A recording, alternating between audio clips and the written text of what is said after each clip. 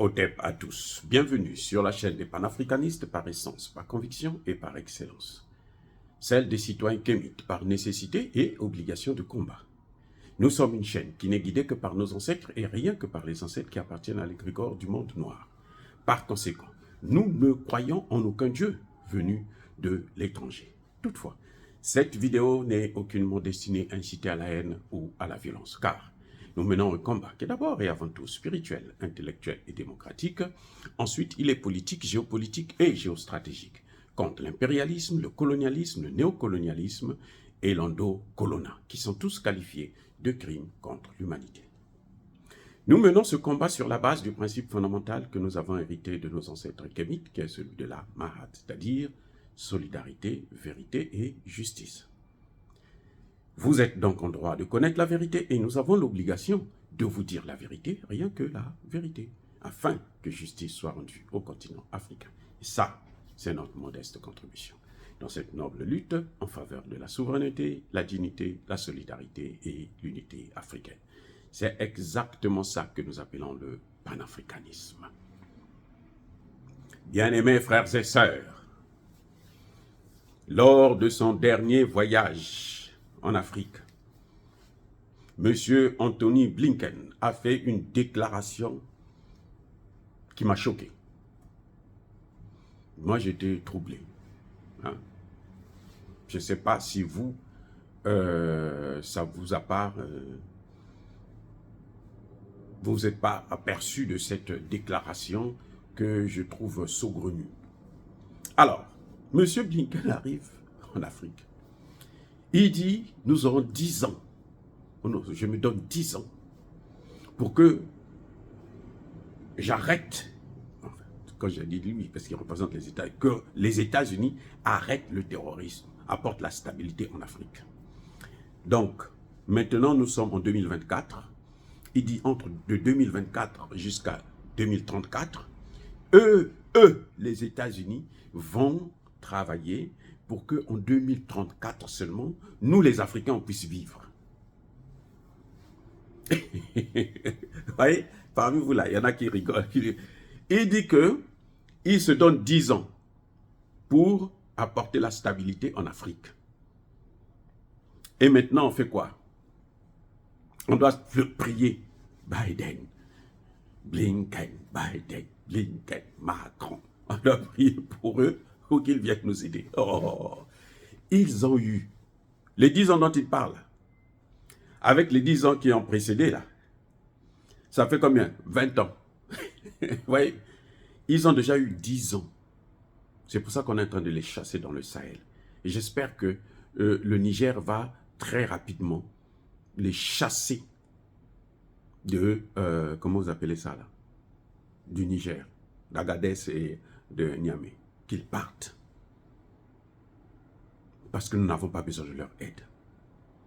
Ils ont eu 10 ans. Depuis que eux-mêmes, ils ont apporté le terrorisme dans le Sahel. Ils ont eu 60 ans. Depuis que ils nous ont donné des fausses indépendances.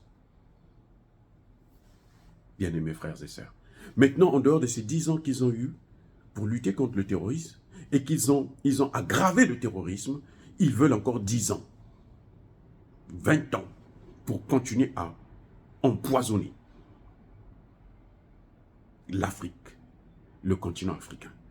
Vous rendez compte? Maintenant, attendez, dites-moi, qui est-il? Quel est le pouvoir? De quel droit? Où est-ce que, c'est-à-dire qu'il détient ce pouvoir-là, de venir régler nos problèmes? De qui? De Joe Biden? Oh, Joe Biden, c'est le président de l'Afrique. Emmanuel Macron, c'est le président de l'Afrique. Mais attendez, mais il y a un problème là.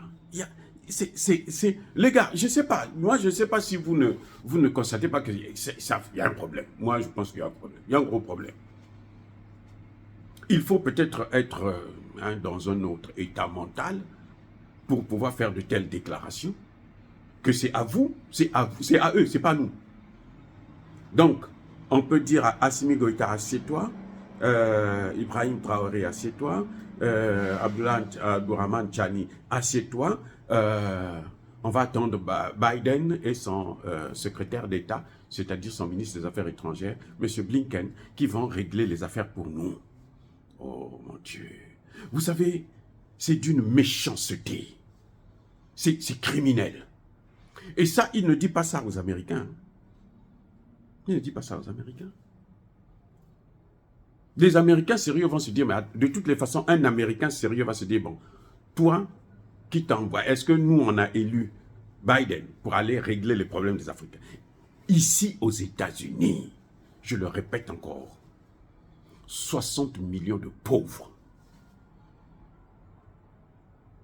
65 millions de noirs, comme moi, comme ça, là, sont dans la misère la plus totale.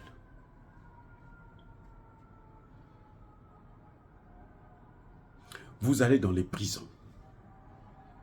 La plus grande communauté carcérale dans les prisons, ce sont des Noirs. On ne nous parle pas des droits de l'homme. Pourquoi il ne vient pas sauver cela? Ici, là, aux États-Unis, 20 millions de sans-abri. 20 millions. Des gens qui sont sans domicile fixe. Ils ne savent pas où aller, ils ne savent pas où dormir, ils ne savent pas comment se protéger quand il y a l'hiver, la pluie et autres. Ils ne savent pas quoi manger. 20 millions. Mais pourquoi il ne règle? Il a eu combien d'années pour régler ça? Il a besoin de combien d'années? Et ce que je vous dis, ça date pas d'hier. Ça fait des années que c'est comme ça. Les Noirs sont les seuls aux États-Unis qui n'ont pas, comment dirais-je, une communauté économique. Comme les Juifs, les Arabes, les machins, les Juifs ont des hôpitaux à eux, des universités, des écoles jusqu'aux universités à eux. Oui, mais alors, donc, tous les services là qu'ils veulent, des banques à eux, les Noirs là, ils n'ont rien du tout. Rien de tout ça. Ni université, ni banque, ni centre commercial, rien. Et Anthony Blinken laisse les Noirs d'ici, dans la misère. Et il veut aller régler les problèmes de la misère des Noirs en Afrique. Mais est-ce qu'un Noir qui comprend ça, un Africain qui m'écoute là, il peut me dire que celui qui maltraite ses frères ici, qui les laisse mourir dans des conditions lamentables, peut venir sauver les autres Noirs là-bas en Afrique? Mais attendez, et d'ailleurs, il a reçu le mandat de qui? Pour qui se prend-il? Qui est-il? Qui est-il? Qui est-il? Dites-moi d'abord, il est qui? Est-ce qu'il a... Mais si il a la nationalité... Mais attendez, il a la nationalité africaine. Il a la nationalité d'un pays africain. Je me donne 10 ans. En 10 ans, nous, on va régler le problème du terrorisme en Afrique. La menace. Nous, on n'est plus au stade de la menace. On est déjà dans la guerre, dans le Sahel. On est dans la guerre. Je répète, dans le Sahel, on est dans la guerre. On n'est plus au niveau de la menace. La menace, c'est lorsque quelqu'un dit, bon, je vais t'attaquer, tu sais, demain, tu vas voir ça, je passerai chez toi, ainsi de suite. Ça, c'est la menace. Déjà, il est même mal informé. Il ne connaît même pas la situation. Et, mais alors, une autre question.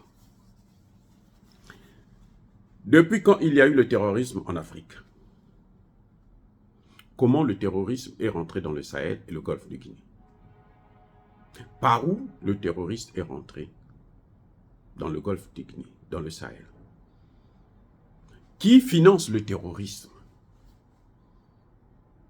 À toutes ces questions-là, il y a une seule réponse, l'OTAN.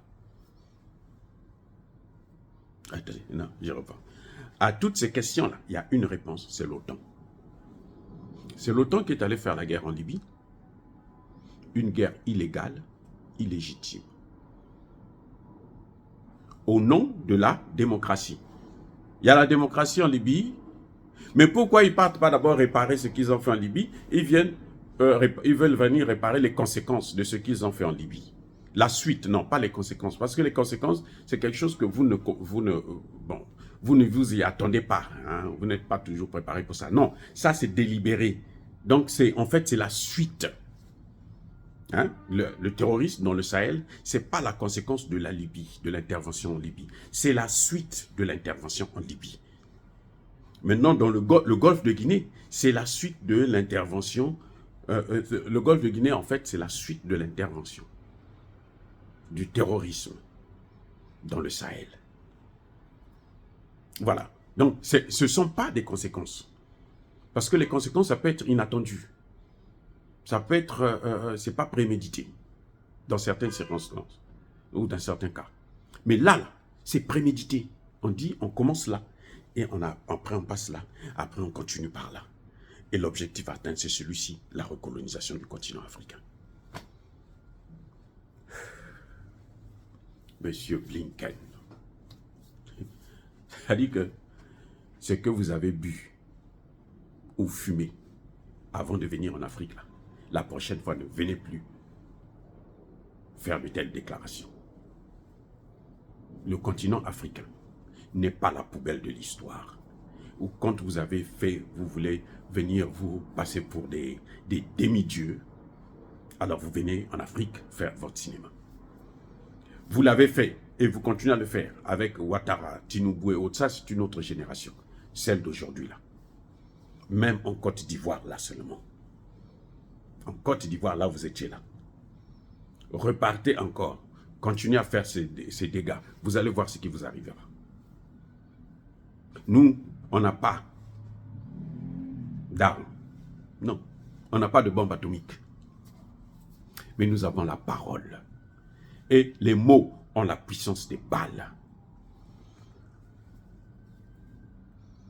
Comme j'entendais sur Afrique Média, et j'aime bien cette formule, le magistère de la parole. Nous l'avons. Continuez à faire votre cinéma en Afrique. Vous avez vu Emmanuel Macron? Il est venu au Burkina Faso, il a insulté, il a humilié notre aîné, même si on n'a pas la même pensée politique qu'Aboré. Où est-il aujourd'hui? Tout ce que Emmanuel Macron touche, c'est la misère. Tout ce que Emmanuel Macron sort de sa bouche, c'est du poison. Il a commis l'erreur de s'attaquer à l'Afrique de cette manière. Les autres le faisaient, mais avec un peu de finesse. Et puis nous ne sommes plus à l'ère où les François Mitterrand, les De Gaulle venaient jouer en Afrique. Vous aussi, vous voulez le faire, faites-le. Vous allez voir ce qui va se passer. Il y en a un qui a fait ça, ce cinéma-là, partait faire des discours là, comme ça, comme vous. Il est revenu. Au moment où nous parlons, il est dans une situation critique. Je ne veux pas citer le nom pour le respect de la personne. Mais faites attention, Monsieur Blinken. Il n'y a pas que l'arme atomique. Il n'y a pas que les balles. La parole est une puissance. Dire cela, c'est inciter à la haine ou à la violence. Non. Arrêtez. Nous avons trop pleuré. Nous ne voulons plus continuer à pleurer. Arrêtez de nous massacrer. Arrêtez de massacrer nos enfants. Avec vos thèses, avec vos théories, avec vos armes. Parce qu'il y a un Dieu. Et ce Dieu-là, quand il ouvre les yeux, ce Dieu-là qui est en train de nous ouvrir les yeux là, c'est lui qui va faire le combat pour nous. Nous vous mettons dans les mains de ce Dieu-là. Et il vous gérera. Tous. Chacun de nous aura sa récompense. Oh, soyez bénis, abondamment bénis par le Dieu de Kémit. Je persiste et je signe, mais que tous ceux qui persécutent le continent africain le pillent et le déstabilisent, qu'ils soient noirs, blancs, chinois, arabes, juifs, indiens ou qui qu'ils soient punis, maudits, foudroyés, neutralisés, écrasés, effacés par le Dieu de Kémit et par nos ancêtres angélisés. Vive l'Afrique éternelle. J'ai dit et j'assume.